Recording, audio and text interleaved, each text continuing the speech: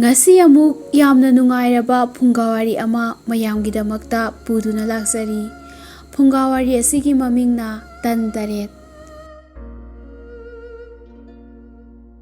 Thaina mabangaida leipak amada lairabi lukhrabi amaga magi mazanupa pakhang amaga makhoi anikhak leiramboire. Mazanupa pakhang adu hainingai leitana talli. Mina hek indri makhai chatte mana tanmanbadagi imung asi nongma nongmagi nangtharakpoire. Mamana laikagi yumthong khuding chatuna thabak ingkhang sunomlaga madudagi fanglakpa kharaduna mama macha chara nongkhanei. Mamana machabu tanmali mi oireroi haiduna numit khudingi chei ngangi adubu hidak leite. Nongmadi machanupa kadal sina langfai chatuna laibak sang yenglurage lairaba hongdoklage haiduna mamada Taret khak haubiyu hairaboire. Mamana Taret adu hauraga lalatol amada yomsinbire. Katalna talnyomba lalatol adu makhutna pairaga mamada amukta inbiyu haiduna ilhanbabu sum jiri lakpana pukri mapalda hauba khongnang amagi makhongda thunglaboire.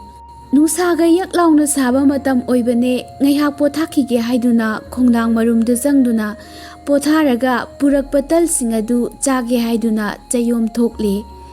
Taret adu mathang masing thiduna karambana hana chasiba ansi chasira mathang sibu chasira atombi sibu chasira natraga Taret maksi loina zathoksira haiduna mathanta launa ngangboire.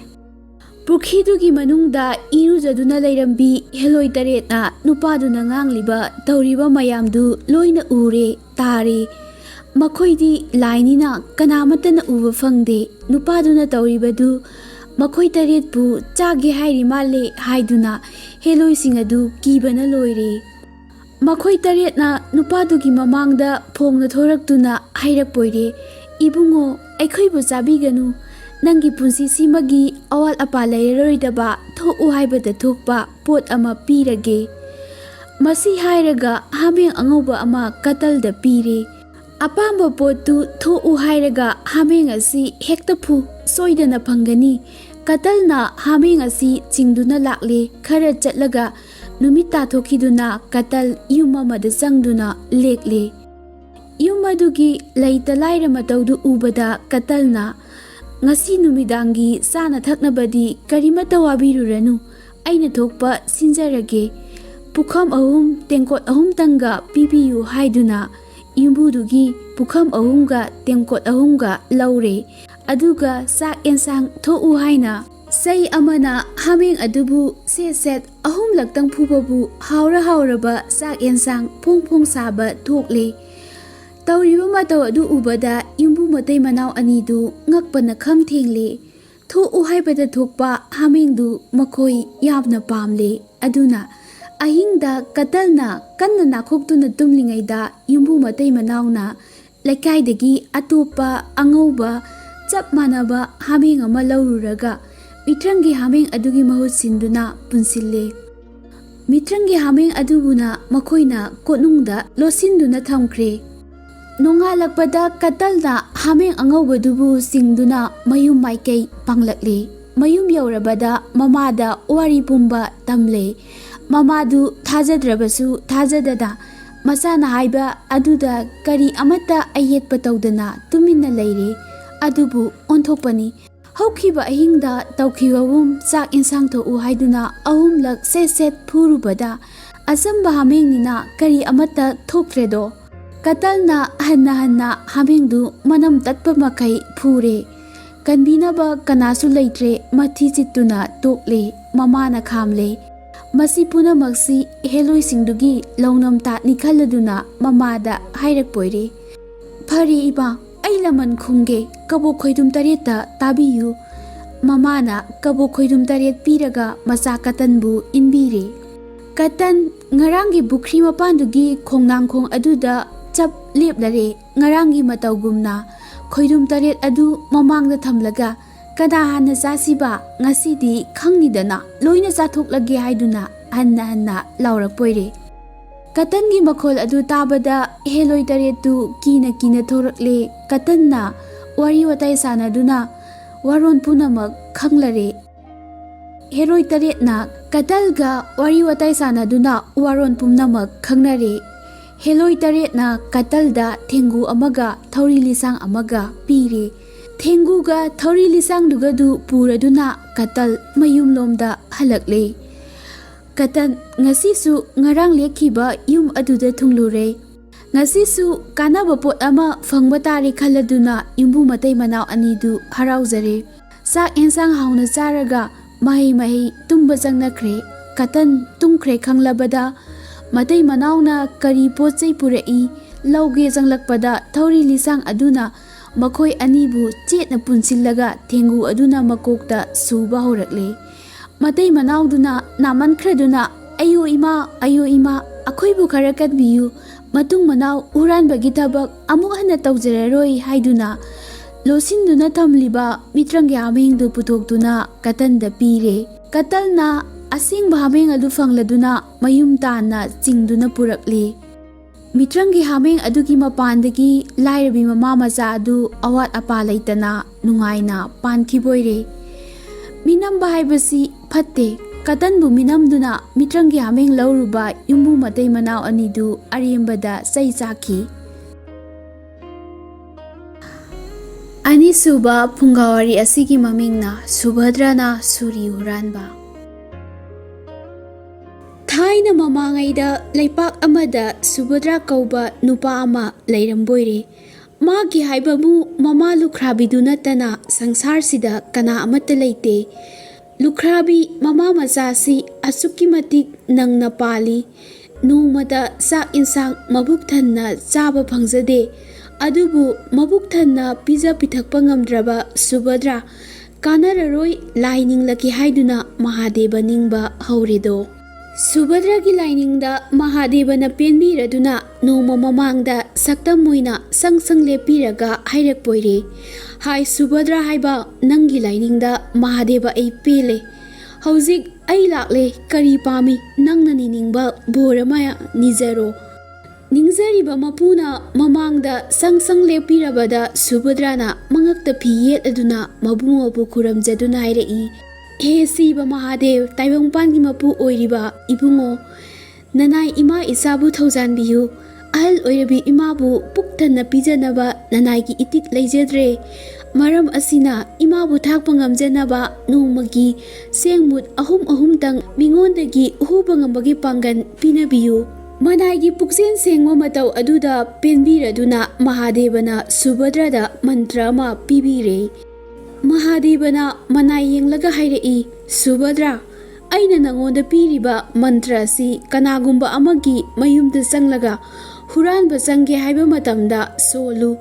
Mantra si ek sonbada nangna changkhiba imungdugi mi pumnamak phamle phamna tumgani lepna tumgani chatlabasu adum tumgani adudagidi nangna huningba uba yaragani. Masi hairamlaga Mahadevadu mangthokre. Mantra si phanglaba matungda Subhadrana yumthong kayadagi sengmut ahum huraktuna mamabu thakpoire. Nongmadi Subhadrana yumjaw amada Huranba changlakpada nupa macha amaga nupi macha amaga machin maupa tumduna leirambadu thengnare. Makhoi anigi leita lairagi matau tona nangna leibadu ubada Subhadragi thamoi kairaboire. Numitudagi hauna mahakna Huranbada sengmuk taruk hure. Ahum amana mamagi aduga ahum amana machin maupadugi. Subhadrana mana huralakpa sengmut ahumdu machin maupagi imungda nungtigi makhoina tumlingaida hek thamlamadu angangsingadi makhoigi mamana thamlamlibani haina kanboire. Nongmadi Subhadrana khali aina makhoigidamakta nungtigi jinja hunba haunade. Makhoigidamakta matam kuina chatkadaba pot huraga pirage. Maram asidagi mana hidinga lalonba amadagi phajakraba sanagi khuji ama huralaga angangsing adugi manakta thambiramle.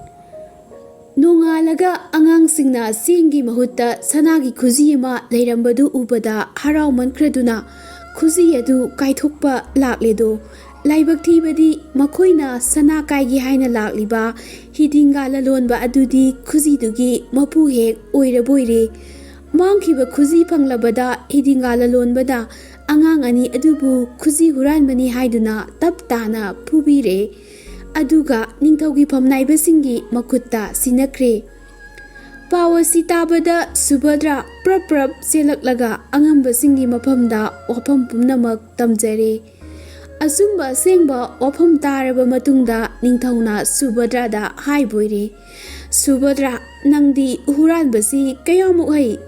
ꯁꯨꯚꯗ꯭ꯔꯅ ꯈꯨꯝꯖꯩ, "ꯏꯅꯤꯡꯊꯧ ꯏꯕꯨꯡꯉꯣ, ꯁꯪꯁꯥꯔ ꯑꯁꯤꯗ ꯅꯅꯥꯌꯩꯅ ꯍꯨꯕ ꯉꯝꯂꯣꯏꯗꯕ ꯄꯣꯠ ꯑꯃꯠꯇ ꯂꯩꯇꯦ꯫ ꯅꯅꯥꯌꯩꯅ ꯍꯦꯛ ꯆꯪꯈꯤꯕꯗ ꯌꯨꯝ ꯑꯗꯨꯗ ꯂꯩꯔꯝꯕ ꯃꯤ ꯈꯨꯗꯤꯡꯃꯛ ꯐꯝꯂꯦ ꯐꯝꯅ ꯇꯨꯝꯒꯅꯤ, ꯂꯦꯞꯂꯦ ꯂꯦꯞꯅ ꯇꯨꯝꯒꯅꯤ, ꯃꯗꯨꯗꯒꯤꯗꯤ ꯍꯨꯅꯤꯡꯕꯇ ꯍꯨꯕ ꯉꯝꯂꯦ."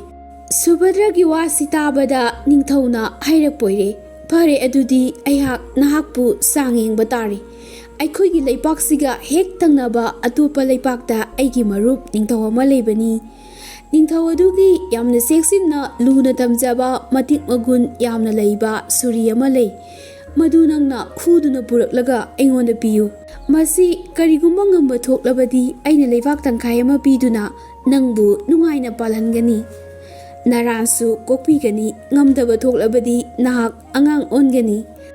ꯁꯨꯚꯗ꯭ꯔꯅ "ꯅꯅꯥꯏ, ꯑꯩ ꯁꯣꯏꯗꯅ ꯍꯨꯖꯔꯛꯀꯦ ꯏꯅꯤꯡꯊꯧ" ꯍꯥꯏꯗꯨꯅ ꯅꯤꯡꯊꯧꯕꯨ ꯈꯨꯔꯝꯂꯝꯂꯒ ꯑꯇꯣꯞꯄ ꯂꯩꯄꯥꯛ ꯑꯗꯨ ꯇꯥꯅ ꯁꯨꯔꯤ ꯍꯨꯔꯥꯟꯕ ꯆꯠꯈꯤꯕꯣꯏꯔꯦ꯫ ꯊꯪꯅꯕ ꯂꯩꯄꯥꯛꯀꯤ ꯅꯤꯡꯊꯧꯒꯤ ꯄꯥꯟꯖꯤ ꯑꯗꯨꯁꯨ ꯍꯩꯁꯤꯡꯗꯕ ꯄꯥꯟꯖꯤ ꯑꯣꯏꯔꯝꯗꯦ꯫ ꯁꯨꯚꯗ꯭ꯔꯅ ꯂꯩꯄꯥꯛ ꯑꯗꯨꯗ ꯂꯥꯛꯄꯒꯤ ꯃꯔꯝ, ꯄꯨꯡꯐꯝ ꯈꯦꯐꯝ ꯄꯨꯝꯅꯃꯛ ꯃꯍꯥꯛꯅ ꯄꯥꯟꯖꯤ ꯍꯣꯠꯇꯨꯅ ꯈꯪꯗꯣꯛꯂꯤ꯫ ꯍꯥꯏꯔꯛꯏ, "ꯍꯦ ꯏꯅꯤꯡꯊꯧ ꯏꯕꯨꯡꯉꯣ, ꯏꯕꯨꯡꯉꯣꯅ ꯂꯣꯟꯅ ꯆꯦꯛꯁꯤꯟꯅ ꯊꯝꯖꯔꯤꯕ ꯃꯃꯜ ꯌꯥꯝꯂꯕ ꯁꯨꯔꯤ ꯑꯁꯤ ꯍꯟꯗꯛꯇꯤ ꯁꯣꯏꯗꯅ ꯍꯨꯈꯤꯕ ꯇꯥꯔꯦ."